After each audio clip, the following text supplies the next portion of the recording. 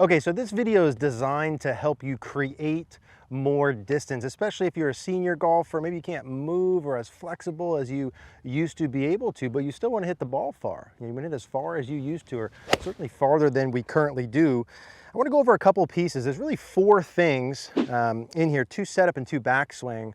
And this comes from a lesson. I literally gave this same lesson 3 times this past week. I had 3 gentlemen came in. They all happened to be senior golfers. They all wanted more distance, and they all needed this same thing. I see it all the time. So hopefully this will be helpful to you.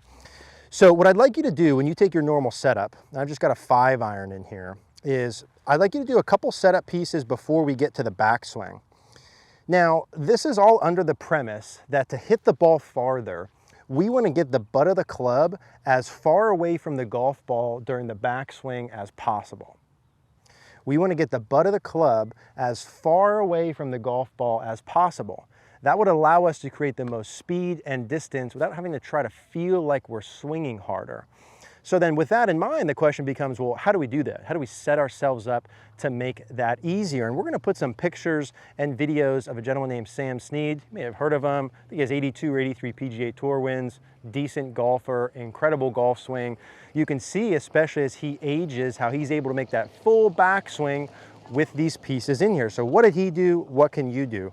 At your setup position, I'd like to see 2 things happen with the trail foot and the trail leg. Number 1, I'd like to pull the foot back so that our stance line becomes closed. And number 2, I'd like the foot to be flared out.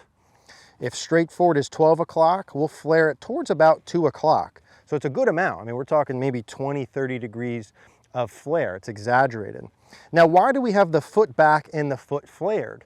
Well, because that presets some of our hip turn. Okay, to get the butt of the club as far away from the ball as possible, what do we need?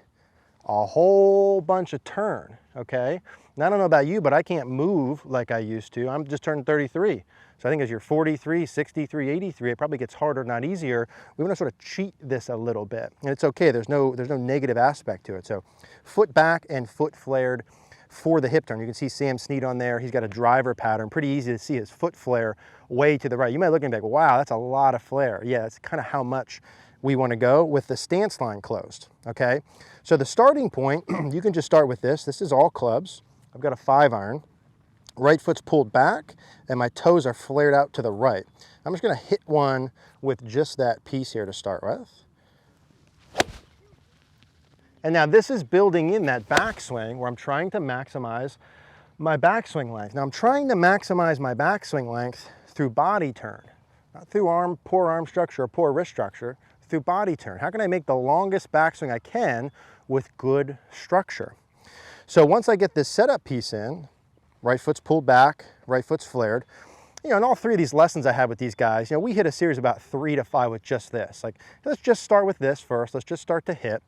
And what I saw with them, and what I bet might be coming up for you, is when the stance is square, or heaven forbid open, if you're looking for distance and you're older, and the foot is very square, both of those make the backswing turn for these gentlemen not enough, meaning they didn't turn their hips enough, they didn't turn their shoulders enough, and that's a consequence. From down the line, the arms lifted, and they didn't get deep enough. So if I just measured this butt of the club from the ball, right, for these guys, and I added in turn, watch how the butt of the club gets farther as my hands go up and back. That's the whole goal of it, to be able to create more speed from there. So foot back, foot flared. Let's just do one more with that. And flared quite a bit, right? We're looking at about 30 degrees of turn there. Now, you could really hit any ball flight from there. This is a speed distance video, right? But all else equal, this is presetting a little bit more of a draw bias. It should help the downswing working a little from inside. Now, if you can just do the setup and that gets you the distance you want, that's fine. If not, we got to add in some backswing pieces. So this would be number 3 and number 4. And what that is once I have my foot stance line square, I've got my foot flared, I'm trying to allow my right leg to extend or straighten.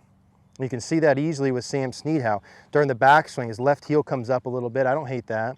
And his right leg's much straighter. It's not locked straight, but it's really not bent like it was at setup.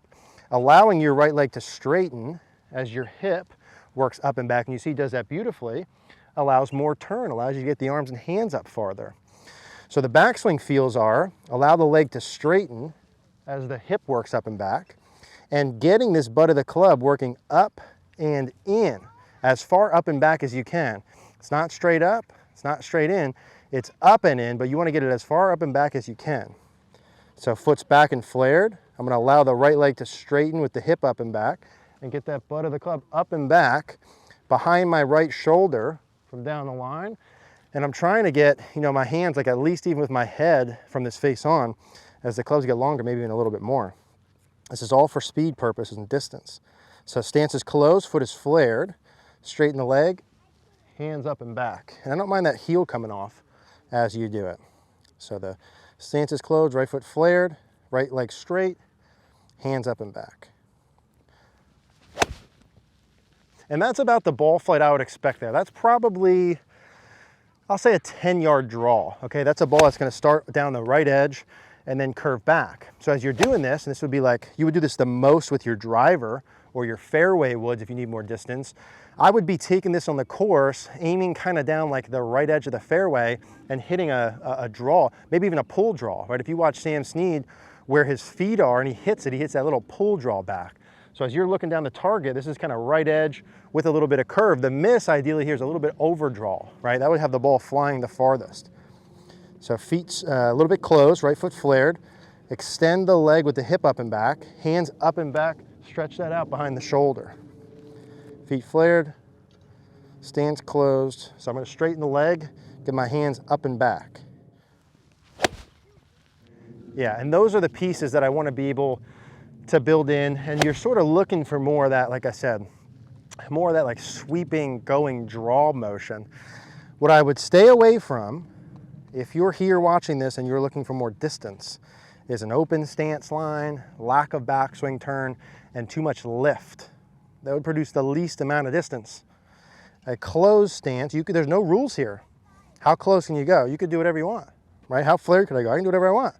I can get this leg almost locked, right? I can get this butt of the club as far back. The more you do each one of those, the farther you're gonna hit it. So stay away from those other elements. As you get older, a little bit of lack of flexibility, preset things with your setup, allowing the right, don't be afraid of that right leg straightening. Allowing that is gonna help the turning. That's gonna help your distance. If you guys have any questions, as always, go ahead and leave a comment down below. Whether you're a senior golfer in this video looking to add some speed and distance, or any type of golfer, and you really want to make mechanical swing changes and improve your game, you have to be able to see on video if you're doing what you actually think you're doing. And live view is the best way I've seen to do that. Let's go ahead and check that out now. I want to talk to you today about live view golf. Now you guys hear me say all the time that you need feedback when you're practicing. You need to know if you're actually doing what you're trying to do, and the best way to give yourself feedback ultimately is video. And not only is video the best way to give yourself feedback, but being able to see yourself simultaneously as you're doing a movement is the best form of video feedback. It's the best way I've seen to make changes in your swing and be able to correlate the differences between your feels and your reels. Live view is super easy to use and set up. Simply set it up behind or in front of you. You connect it with your iPad or phone, pop that on the ground. You can actually do your practice, see yourself as you're doing it, the best way to expedite your process. I encourage you guys to check out Live View Golf. We'll put a link in the description down below with a coupon code.